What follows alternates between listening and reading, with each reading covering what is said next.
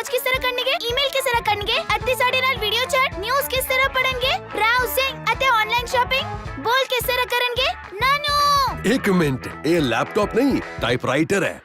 ਇਹ ਸੇਮ ਨਹੀਂ ਹੈ। ਸਾਡੇ ਟਾਈਮ ਤੇ ਇਹੀ ਸੀ। ਅੱਛਾ ਨਾਨੂ, ਤੁਹਾਡੇ ਟਾਈਮ ਤੇ ਪਾਰਲੇ ਜੀ ਕਿਦਾਂ ਦਾ ਸੀ? ਜੀਨੀਅਸ ਬਦਲ ਰਿਹਾ ਹੈ। ਪਾਰਲੇ ਜੀ ਅੱਜ ਦੇ ਡਿਜੀਟਲ ਜੀਨੀਅਸ ਵਾਸਤੇ। ਸੌਰੀ ਸ਼ਾਨੂ, ਮੈਂ ਤੇਰੇ ਤੇ ਫालतू ਸ਼ੱਕ ਕੀਤਾ।